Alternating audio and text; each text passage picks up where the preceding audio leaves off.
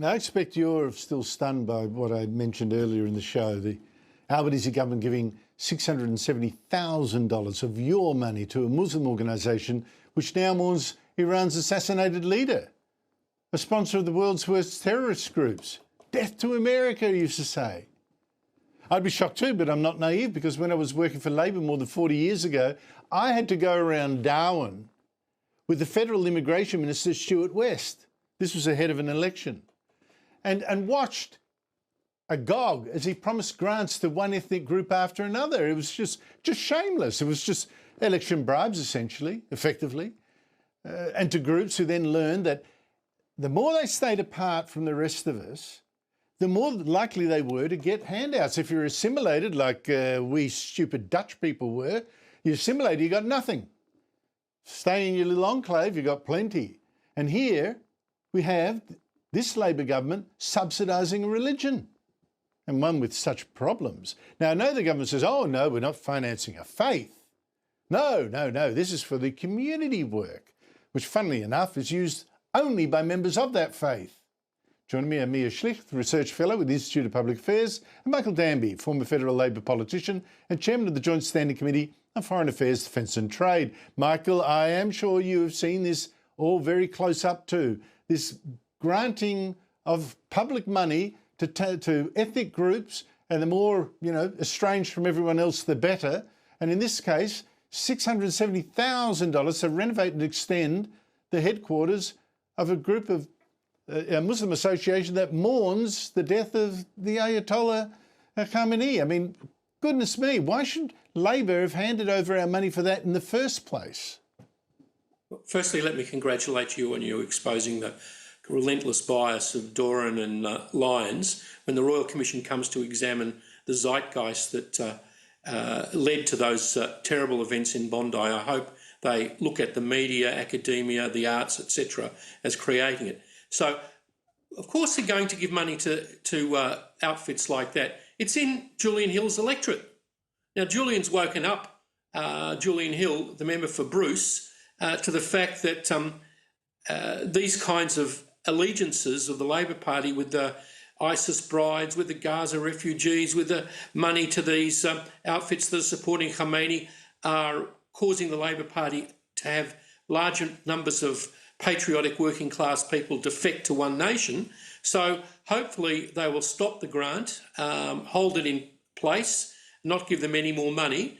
But, it's not the Country Women's Association, and it's very dangerous to fanaticize people with this kind of message. It's not the kind of message that should be going to Australians of Muslim origin, particularly of Shia Islam. It's a very apocalyptic religion, or it can be, and we need to be very careful in financing it.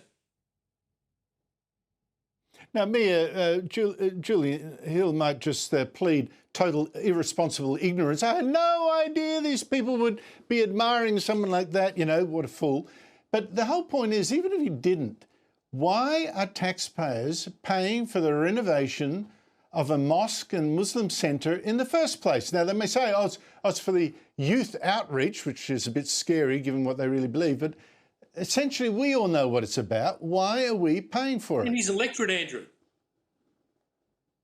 No, talk to Mia. Well, no doubt, Andrew, I'm sure they will plead ignorance in this situation, but in this particular instance, ignorance isn't quite enough, and I agree with you. I'm not really sure why spending taxpayer money on such sectional interests such as these is ever of the for the benefit for the wider Australian community. But what I find really, really interesting is this Albanese government is one who does everything in the name of social cohesion. So when just a few months ago it was tabling legislation which was one of the most assaultive on freedom of speech this country has ever seen, and it was all in the name of social cohesion.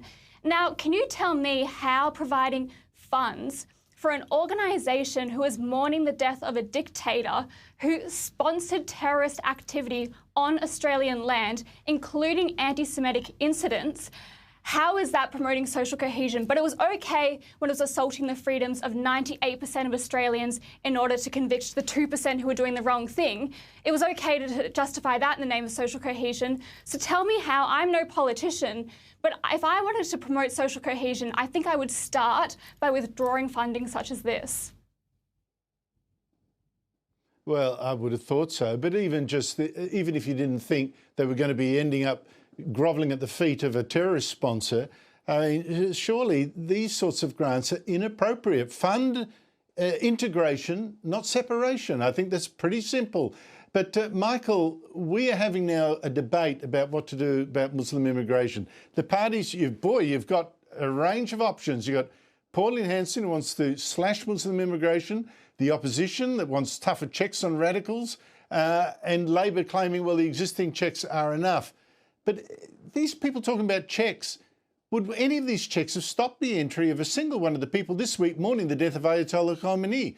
I mean, I would guess that virtually none of those mourners would have been flagged as a radical or identify themselves as such in the first place. I think you're right, Andrew, and the problem is that we have a large population of people who we don't know whether they are aware of their responsibilities as Australian citizens. And I would have thought that the right thing to do for Tony Burke out in Lakemba is to go out to those Shiite mosques and for Julian Hill to go out to the mosques in his electorate and explain to them what their civic duties are in a time when there's an international conflict and where a brutal dictatorship. Remember, we classify as Hamas, Palestinian Islamic Jihad, Hezbollah and the Iranian Revolutionary Guards as terrorist groups. So they should be very clear in explaining it to those recent immigrants. If they're not aware, they should be aware. And you don't have to pass hate laws, Mia. You just have to go out and show some political leadership. You're not a politician, but I was. That's what I'd do. Mia, what scared me for years is that every government, but especially this Albanese one, tells us, don't worry, we can borrow now, we'll spend like crazy because eventually we'll get the money back later when things pick up, things will be sunny later, we'll start saving then. They presume there will be no shocks, but there always are. There always are those rainy days. Now we've got this war, and Reserve Bank Governor Michelle Bullock today says, oops, this could drive interest rates even higher and growth even lower. Here she is. It's too early to say what the economic impact will be. Events are moving rapidly and there are different ways that this can play out. A supply shock of this nature, for example, could add to inflation pressures, and the potential implications for inflation expectations also are something that we're very alert to. A prolonged impact on energy markets could have adverse effects on global economic activity and result in downward pressure on inflation. Mia, I think an economic shock is really going to change Australia and change Australian politics. I think this could be very, very bad, well, for Australia, of course, but for the government in particular. Yeah, I think so, Andrew. I mean, look, Australians are all struggling enough as it is with the cost of living crisis we're seeing at the moment, and that's only expected to get worse. At the end of the day, if you want to relieve cost of living, the only way you can do that is by actually growing the economy, and that seems to be something this Albanese government has not understood. In fact, I think I'd go as far to say the only leader in the Western world who has understood that idea is Trump, who has taken a very clear lead in actually growing the economy. Instead, we have an Albanese government who has shown no restraint on spending, yet isn't growing the economy, and what that leads to is higher inflation, which again hurts Australians the most. So moving forward, I think this is going to be a real turning point for the Albanese government because Australians can't put up with many more shocks, and I think there might be a pretty bad one coming. Michael Dambia, I feel like the economy is a bit of a sitting duck right now.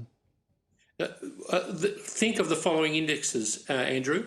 Lowest productivity and growth in the OECD, approaching $1 trillion debt, 50% of people on government benefits as the source of their income. And as for what Matt Canavan pointed out with our oil storage, we've got a 3-month strategic reserve over in the United States. What happens if the Chinese are sitting astride our shipping lanes, as the Japanese nearly were in the Second World War? We shouldn't have that oil over there. We should have it here. But we've got a lot of economic trouble here, caused by, if you ask me, a lazy Labor government, and they haven't even done $1 of percentage increase in defence expenditure. Michael Danby, Mia Schlicht, thank you very much to you both. Really appreciate it.